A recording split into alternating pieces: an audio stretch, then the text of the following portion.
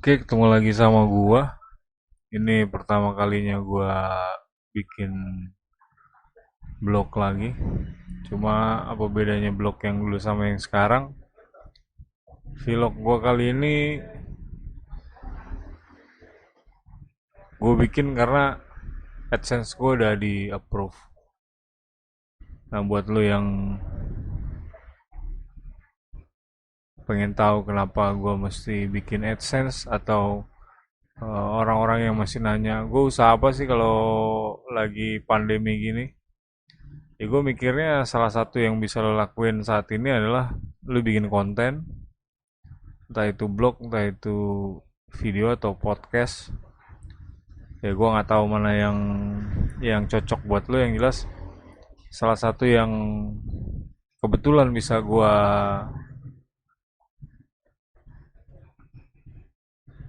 coba sekarang salah satunya AdSense. Dan kenapa gue bikin video ini? Karena kebetulan gue juga mungkin belum jodoh kemarin waktu nyari tutorial gimana caranya bikin AdSense. Gue juga pernah ngecek bahwa gue pernah nyoba juga bikin AdSense di tahun 2009. Gue kenalan sama internet tahun 2003, tapi gue nggak tahu bahwa bahwa AdSense dan YouTube itu bisa jadi duit gitu. Gue nulis banyak blog, gue nulis banyak ya macam-macam lah, tapi gue nggak pernah kebayang bahwa itu bisa jadi sebuah penghasilan. Dan di masa pandemi ini gue rasa meskipun gue nggak tahu nilainya nanti bakal berapa, karena berulang kali juga teman ada yang nanya bisa dapat berapa sih dari YouTube gitu, bisa dapat berapa dari AdSense gitu. Gue sendiri nggak tahu, makanya gue mungkin karena campur-campur uji coba, seneng juga ngulik-ngulik sesuatu, gue juga pengen tahu nih sebenarnya AdSense tuh bisa dapat duit berapa sih. Cuma ada satu hal yang mungkin lu perlu tahu bahwa dari beberapa yang gue coba, AdSense itu cuma salah satunya. Dan gue berpikir kenapa gue masih pengen nyoba AdSense. Selain yang lain, ya AdSense gue anggap untuk saat ini sebagai penutup basic need. Basic need tuh jadi ya lu tahu kondisi sekarang kan pandemi susahnya kayak apa gitu ya. Perusahaan-perusahaan pada kolaps, apa mau yang kecil yang gede gitu kan. Dan salah satu hal yang menurut gua kenapa gua nyoba berbagai hal termasuk AdSense adalah ya gue berpikir gile, belajar susah-susah gitu kan, bukannya tidak merasa tidak dihargai, tapi belajar susah-susah begitu ketemu pandemi ya harga di pasar tuh hancurnya bukan main gitu. Dan gue pikir kalau orang-orang setipe kayak gue atau yang lebih mahir lagi dari gue atau yang ya ada kurang lebih mirip-mirip kayak gue, terus harga jasanya kecil banget, gue pikir gila gimana yang baru lulus atau yang belum lulus atau yang masih magang atau yang ini berapa mereka dihargai gitu. Gue cuma mikir itu aja sih. Ya kalau lu stay di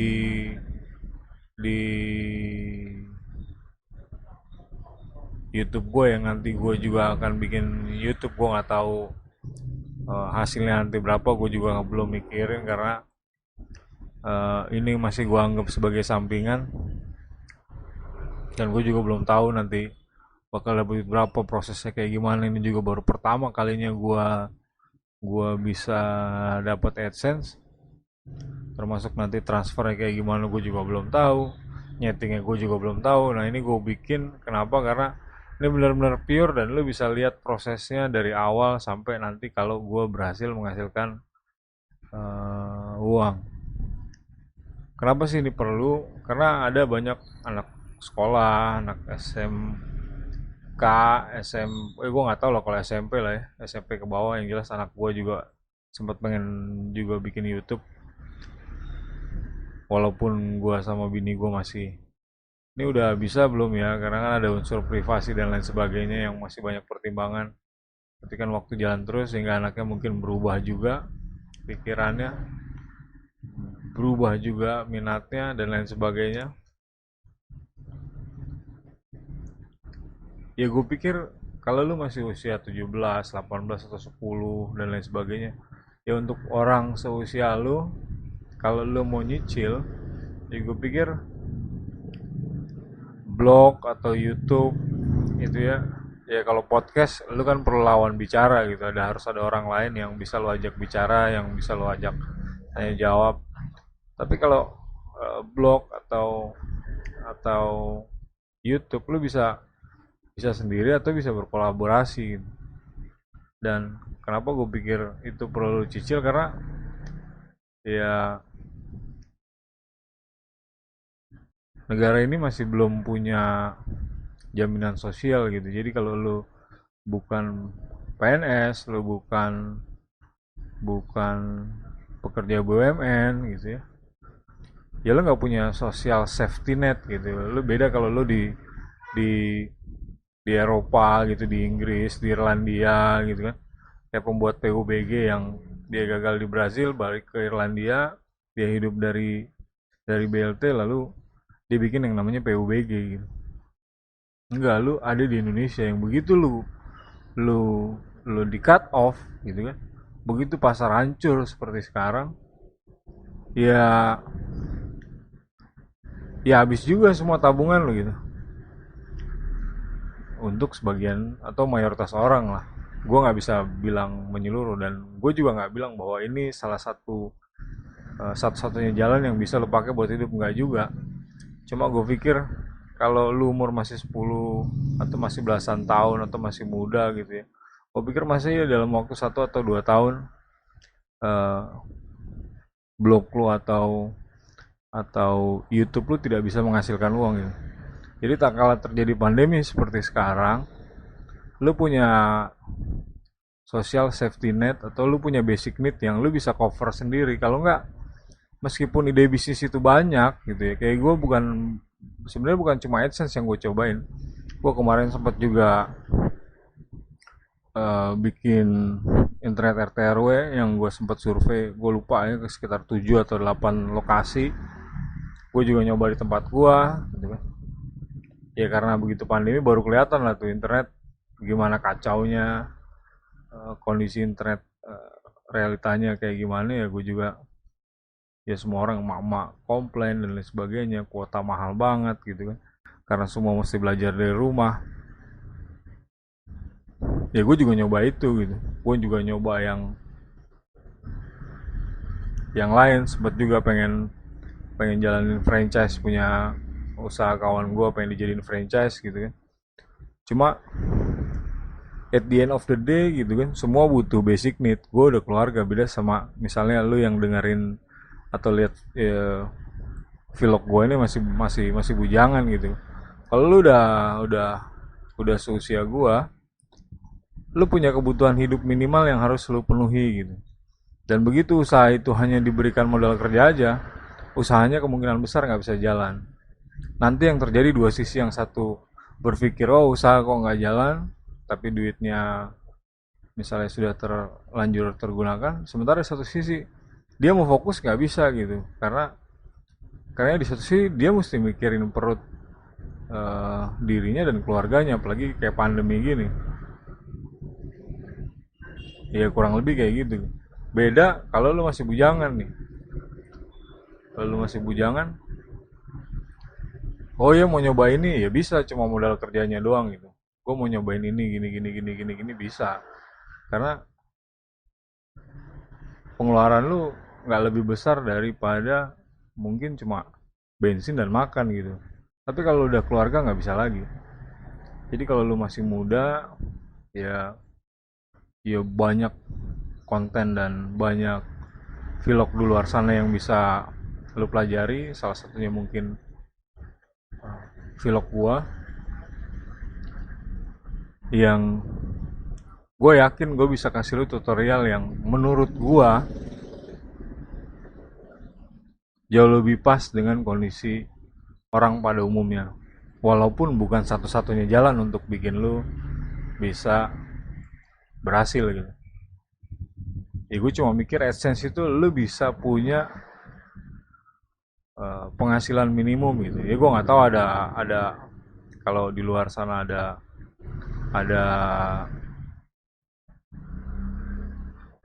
ada opportunity lain atau aplikasi lain yang bisa kasih lu base income tanpa lu harus bolak-balik ngerjain sesuatu yang berulang-ulang yang nggak bisa scalable. Nanti gue juga bisa jelasin usaha itu seperti apa karena kebetulan gue udah nyobain bermacam-macam usaha gitu ya. Ada yang berhasil, ada yang enggak, ada yang stuck, ada yang mati dan lain sebagainya. Tapi mostly kebanyakan nggak ada kendala dari sisi pasar dan lain sebagainya. Kendalanya tuh lebih di internal, lebih di dalam ya. Kendalanya bukan apakah ini pasarnya bagus atau enggak dan lain sebagainya gitu. Atau lu yang suka startup ya, gue juga udah nyoba. Gua manusia biasa seperti kebanyakan orang pada umumnya yang bermimpi juga mungkin seperti lo. Tapi gue bisa jelasin kenapa mesti lo bikin konten eh, dan lain sebagainya dan kenapa konten itu bisa bisa bantu lu kalau lu masih muda nih sebagai social safety net. Jadi begitu lu bikin startup gitu kan. Ya yang pada bikin usaha ini nggak lagi mikirin gimana caranya besok gue mau makan dan lain sebagainya. Lo mau beli VPS gitu atau lo mau beli hosting gitu kan atau lo mau beli domain, lo nggak bisa dan nggak punya duit kan. Ya menurut gue agak lucu aja gitu, apalagi kalau lo masih muda. Jadi jalan untuk ke sana kalau lo masih muda sebenarnya panjang dan menurut gue 5 6 7 atau 10 ya generasi lu orang kemungkinan jauh lebih baik karena gue berpikir bahwa distribusi wealth ini kalau di atasnya bagus atau kita yang di bawah ini bisa melakukan sesuatu yang jauh lebih baik dengan atau tanpa venture capital, ya gue berpikir suatu saat banyak exit dan artinya banyak orang punya uang dan dia berani investasi tanpa harus mikir gimana returnnya dan lain sebagainya yang rumit lah pokoknya. Nah begitu itu terjadi di masa-masa lalu itu, ya mungkin kita belum bisa seperti Singapura, belum bisa seperti Jepang, atau bahkan seperti Silicon Valley itu sendiri. Cuma yang jelas eh, semakin banyak yang exit di masa depan ini menurut versi gua, entah exit itu di akuisisi, merger dan akuisisi atau IPO. Semakin banyak orang seperti itu, semakin besar potensinya anak-anak muda di zaman depan untuk mendapatkan pendanaan jauh lebih mudah gitu. Lepas dari kontroversi sekarang bahwa eh, Google sendiri melakukan monopoli, di lagi dibawa ke pengadilan antara Google dan Apple tentang antitrust di sana. Di Indonesia sendiri juga ya walaupun nggak gede-gede amat kalau lu compare Google Apple ya yang di Indonesia lo mau bilang startup itu sebesar apa juga menurut gue belum seberapanya lah. Cuma ada faktor-faktor yang sama gitu. Nah, begitu uang sudah banyak berputar di Indonesia dan tidak dipegang hanya segelintir orang yang orang itu aja, ya suatu saat ya gue juga berharap gitu negeri ini bisa maju dengan anak-anak muda seperti lo orang. Dan memulainya kapan ya terserah lu dan cocok atau enggak ya gue juga nggak tahu. Yang jelas startup bukan satu-satunya jalan. Lu juga masih bisa kerja, kerja juga bukan satu-satunya jalan. Lu masih bisa usaha, cuma gimana usaha yang baik, gimana usaha yang benar, gimana yang stabil. Ya gue mungkin lu kalau nonton di vlog gue ya ke depan lu mungkin bisa lihat dan gue bisa jelasin A B C D nya sampai eksekusi ya. Yang gue belum merasain di hidup ini cuman gue diinvestasi sama venture capital, exit dalam jumlah besar, entah diakuisisi dalam jumlah besar atau IPO. Cuma itu aja, selebihnya ya gue rasa gue udah pernah ngerasain lah. Walaupun mungkin gak sebesar mereka yang jadi unicorn yang gak pernah IPO ini. atau yang lain. Yang jelas goalnya gue bikin ini, ya gue bikin vlog buat gue pribadi adalah eh, safety net ya. Buat lu yang nonton ya bersyukurlah sekarang gue udah punya safety net. Setiap kali lo nonton ya, kalau vlog ini bagus ya, gue punya penghasilan, jadi lu nggak perlu khawatir gimana caranya gue cari duit gitu. Toh di luar AdSense sendiri, di luar YouTube sendiri, ya gue juga masih usaha, bini gue masih buka usaha, dan kebetulan juga ya 2020 semua orang pahit lah. Ya kebetulan di akhir tahun di approve juga di GoFood, gue juga pas di Upwork kebetulan langsung di approve. Ya katanya Upwork tuh susahnya setengah mati, tapi karena gue punya satu dua hal yang jadi pertimbangan, gue sebenarnya secara pribadi entah secara psikis atau psikologi gue lebih senang nulis, dan gue tahu gue mesti ngapain. Ya gue anggap uh, ngerjain di Upwork gitu ya, yang lain itu justru loncatan awal. Yang bisa scalable itu menurut gue masih di konten atau software, karena lo logikanya gini, sekali lo bikin ya berulang-ulang kali tanpa lo harus produksi lagi, konten yang lo buat bisa dikonsumsi sama banyak orang gitu. Kalau lu ngomongin GoFood gitu ya, atau main manufaktur, karena gue udah ngerasain manufaktur, semakin banyak yang order, jumlah produksinya semakin naik gitu. Semakin naik ya berarti kalau lu bicara karyawan, karyawannya mesti tambah banyak, modalnya mesti tambah banyak. Kalau kalau kalau ngirimnya mesti pakai invoice, invoice-nya makin tambah banyak, berarti modal kerjanya tambah banyak. Kalau lu nggak punya duit, mau nggak mau lu jadi minjem ke bank. Nah, kalau lu nggak punya aset kan susah lagi. Lu mesti nyari pemodal dan sebagainya, yang menurut gua ya to be honest ya kan, ya masyarakat Indonesia belum siap gitu, lebih banyak yang belum siap. Kenapa? Karena angka yang dihasilkan masih terlalu kecil gitu. Ya gue bukan ngecilin bangsa ini juga, enggak, cuma ya gue pribadi kadang-kadang gue mikirnya gini, orang bolak-balik ngomong gaji kita rendah, gaji kita rendah, gaji kita, kata siapa gitu, pikir gua. Kan lu, kalau lu pengen tahu bahwa yang gaji orang yang bikin handphone Apple itu nggak perlu sekolah, gajinya 10,5 juta. Lu kebayangkan nggak perlu sekolah 10,5 juta gitu. Di Indonesia lu mau gelar lu berjejer, ya kan? Begitu ketemu pandemi, iya maaf gitu kan. Sebenarnya kalau gue ngomong frontal langsung ya kayak enak, ada yang menghargai, ada yang enggak, ada yang mungkin enak gak enak. Ya lu mau berjejer ya harga lu hancur. Ya gue nggak perlu sebut angkanya lah, nggak etis juga gitu kan. Kalau gue bilang ya masih bisa lu dihargai di bawah UMR, kan menurut gue nggak masuk akal lagi gitu kan. Lu sekolah susah-susah, gila lagi pandemi harga lu digencet gitu kan. Atau ada perusahaan besar yang kapasitasnya mungkin gue pernah ditawarin buat ngurusin di 4 kota, ya gue nggak perlu sebut juga nama perusahaannya.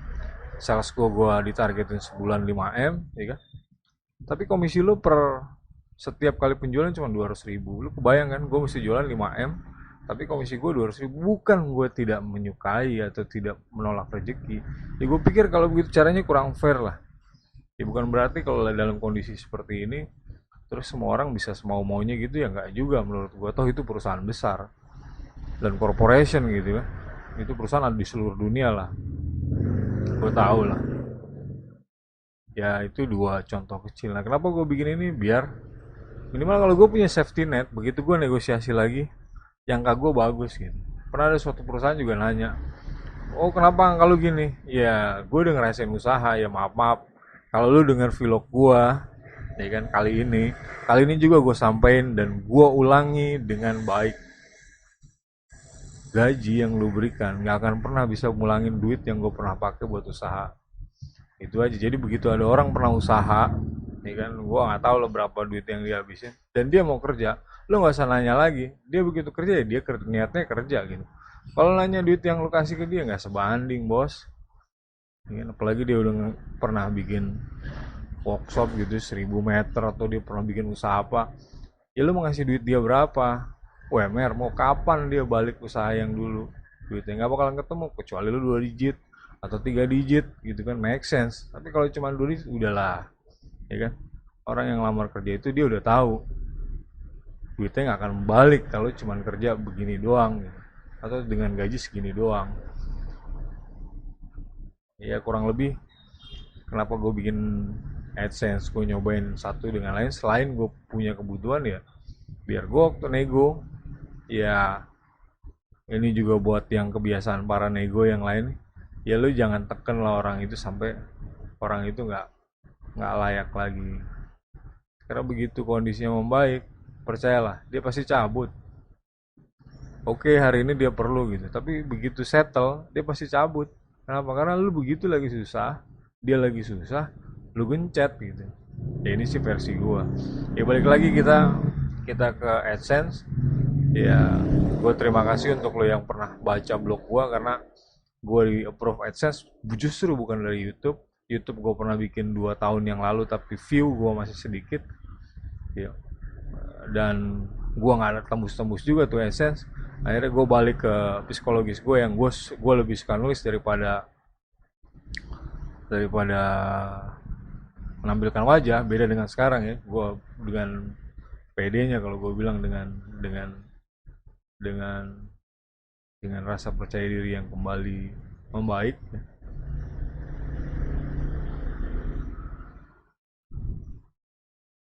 Ya AdSense bisa gue jadiin salah satu pijakan lah, walaupun gue juga belum tahu berapa yang akan dihasilkan, tapi setidaknya gue punya safety net yang gue nggak perlu kerja berulang kali gitu. Orang minta bikinin web gitu kan, itu kan setiap kali dia bikin gue mengulang hal yang sama gitu. Bukannya gue nggak mau, ya itu menurut gue nggak akan scalable gitu. Lo nggak bisa masif gitu. Beda dengan konten, lo bisa bikin atau software yang lo bisa bikin sekali tapi jumlahnya bisa masif. Terus gimana main manufaktur, ya nggak perlu nanyain gue manufaktur. Pertanyaan gue tinggal lu punya berapa duit, ya mau main di angka berapa gitu, baru kita ngomong dunia yang lain. Ya lu bisa lihat di video ini kiriman dari Essence ya.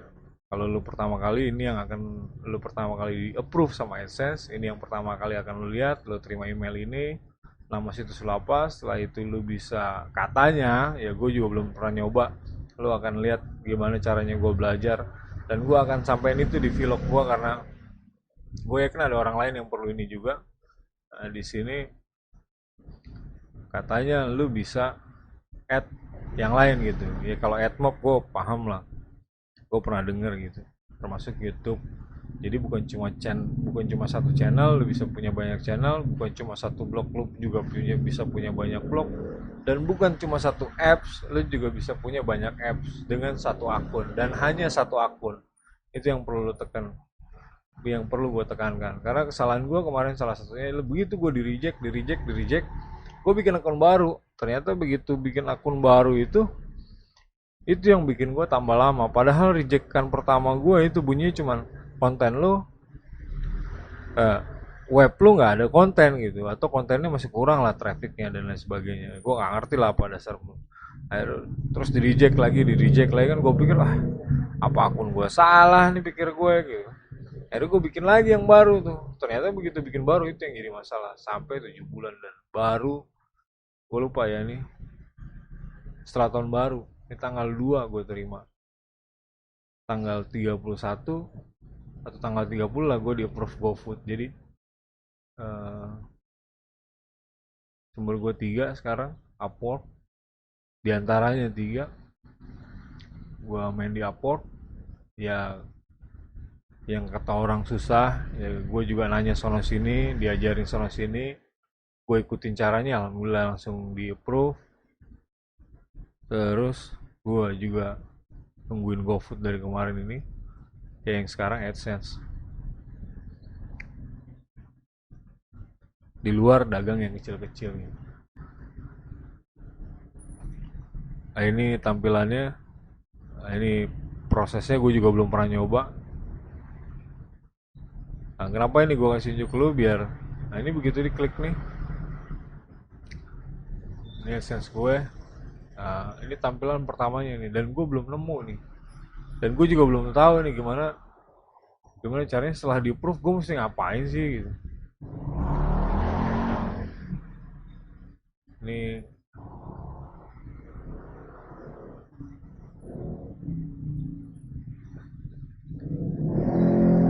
nah ini ada AdMob. AdMob tuh kalau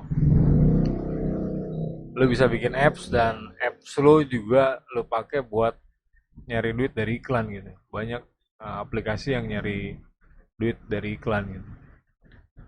Ya kata orang sih begini, ada juga yang kurang tertarik main di AdSense dan sebagainya. Ada yang kerjaannya, gue pernah dikenalin sama salah satu teman yang sekolah aja enggak gitu. Tapi ya gue nggak tahu karena gue belum menelusuri. Katanya berhasil hanya jual beli domain gitu. Ya gue nggak tahu. Cuma emang dia sekali belanja emang cukup banyak gitu. Itu yang gue lihat juga sih. Tapi realnya gimana gue nggak tahu. Tapi dan dia kurang tertarik main di AdSense, bikin web, gitu yang menurut dia terlalu lama gitu nyari duitnya. Ya cuma balik lagi, kalau lu masih muda ini cukup lah untuk lu jadiin pijakan suatu saat. Kalau Google ya nggak tutup ya, kalau cuma buat jajan aja lu harusnya mau ketemu. Tapi kalau mau lebih ya gue nggak tahu juga lah. Dan gue nggak pernah berhayal akan jadi youtuber yang gede-gede, enggak. Gue realistis, gue sudah cukup usianya, gue sudah punya keluarga. Yang penting buat gue sekarang cuman kebutuhan hidup gue terpenuhi dulu, biar gue bisa gerak yang lain, mau usaha yang lain dan lain sebagainya. Gue udah gak mikirin itu karena kebanyakan orang hanya mikirin, dan gue mau usaha ini, yang dia pikirin cuma modal kerjanya gitu. Gue bondar mandir mesti pakai kantong sini, dan gue kalau nggak punya income yang settle, yang nggak stabil, nggak jalan gue. Dan bantuin gue iklan, oke, gue bantuin iklannya. Nah kalau gue nggak punya yang settle, gue nggak bisa jalanin, nggak bisa bantuin mereka iklannya, yang jatuhnya mungkin jadi penghasilan tambahan lah buat gue. Tinggal gue hitung berapa perusahaan yang gue pegang, gitu aja sih. Gue sederhana aja, nggak muluk-muluk gue. Karena kalau mau scalable ya gue harus punya produk sendiri. Itu punya usaha lagi, ya entah apa yang gue belum tahu. Bisa jadi main digital marketing, bisa juga main di software yang gue software dah gue punya ya, atau gue lanjutin lagi izin usaha ya, software gue yang dulu pernah tertunda. Karena kalau gue udah punya basic income yang cukup ya, modal gue tinggal modal mandir aja buat ngurusin izin. Ya lu tau lah Indonesia izinnya kayak gimana, dan gimana cara mereka, ya kurang open lah menurut gue. Belum, iya nggak ada yang perfect, tapi emang belum smooth lah. Di video gue yang kemarin kan lu bisa lihat, di Inggris tuh lu mau ekspor sama impor, lu tinggal buka webnya ya kan. Di situ prosedur udah ada, tinggal klik, lu mesti kesini kesini kesini. Di Indonesia nggak ada. Oke, kalau lu perlu info sedikit ya, gue juga pernah ngerasain jadi importir, gue pernah ngerasain jadi eksportir sedikit, jadi gue tau lah kurang lebihnya seperti apa gitu. Dan izin usaha gue yang salah satu ya kendalanya hampir sama, sampai gue bikin software sendiri yang namanya surat pengantar. Saking apa ya, saking gue pikir kok nggak semudah itu gitu bikin usaha tuh di Indonesia gitu. Padahal di satu sisi rekening, jumlah 99, sekian persen rekening orang banyak itu cuman di bawah cepek gitu. Apa sih yang bisa dibikin cepek? Lo bikin bengkel gitu kan. Apa yang bisa lo lakuin dengan duit cepek? Lo mau bangun bengkelnya aja udah nggak cukup gitu. Terus lo diharapkan dan diharuskan untuk ngurus izin yang segitu banyak ribet, belum di lapangan kayak gimana lagi, belum ngurusin usahanya itu sendiri, belum rekrutmen, belum training anak-anak, belum transaksi dengan vendor. Wah banyak lah. Terus pasti harus lagi direpotkan dengan urusan yang menurut gua nggak perlu lah. Ataupun kalau oke perlu ya, tapi perlakukan sama seperti corporate ya. Kalau lu pengen tahu namanya corporate tuh ada dua kalau lu impor ya, khususnya impor ya. Kita bicara impor aja. Impor tuh ada yang namanya jalur hijau dan ada yang namanya jalur prioritas. Lu tau apa yang dia lakuin? Barang turun dari kontainer, barang turun dari kapal, kontainernya langsung bisa nyampe di pabrik. Diperiksa di pabrik. Di UKM nggak bisa. Lo harus ketahan dulu di pelabuhan. Lo kalau nggak ngerti nanti kena demo semua panjang lah. Dan itu menurut gua kurang apa ya? Ya, ya prosedur ini harus dibenahi gitu. Itu menurut gua. Cuma karena gua bukan siapa-siapa dan gua bukan pihak pemerintah ya gue cuma hanya bisa menghimbau karena gue pelaku gitu kan. Ya lu bikin aturan jangan yang susah-susah lah. Orang itu udah duitnya sedikit, ya kan? Lu gencet, gitu. Menurut gue sih gencet gitu. Ya niatnya mungkin baik bikin aturan itu A B C gitu. Tapi tolong dipermudah. Gitu. Karena kalau menurut gue kalau orang usahanya baik, ya bukan dia nggak mau bayar, bukan dia nggak mau ngurus gitu. Ya. Kalau misalnya urusannya mau pajak gitu. Ya kalau lu apa-apa yuk ngurusnya aja udah susah kan setengah mati juga nih. Jadi costnya jadi terlalu besar gitu. Kalau dia punya karyawan, karyawannya jadi nggak ngapa-ngapain selama ngurusin barang. Kalau UKM tuh kemungkinan besar lu akan kena jalur merah dan barang lu harus ditahan di pelabuhan. Nah kalau perusahaan gede enggak, ada yang namanya jalur prioritas dan ada yang namanya jalur hijau. Jadi begitu barang turun dari kapal, itu bisa langsung datang ke pabrik dan bea cukainya pun ada di lokasi pabrik. Ya kalau lu pernah dengar namanya kawasan berikat, itu kayak model-model kawasan industri gitu kan. Itu dia punya prioritas. Sementara gitu, mayoritas itu bukan mereka gitu.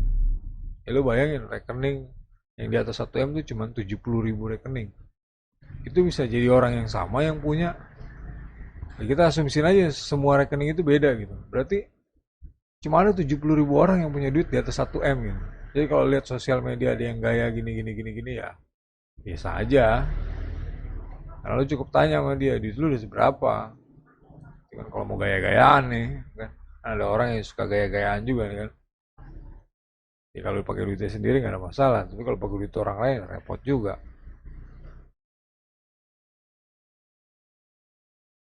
Ya duit orang Indonesia tuh nggak lebih dari cepek 90,9%. Artinya kalau UKM ini mau jalan, ya izinilah dipermudah. Atau minimal disamain lah mereka ada jalur prioritasnya atau dibalik lah. Ya kurang lebih begitulah. Nah untuk ngurusin itu gue perlu amunisi. Kalau dapur gue masih acak-acakan ya gue nggak bisa jalanin itu. Itu sebabnya balik lagi gue nyobain AdSense. Tujuan gue itu tadi. Ya waktu gue mondar mandir ya hidup gue ke cover lah. Dan terima kasih lu udah nonton ini.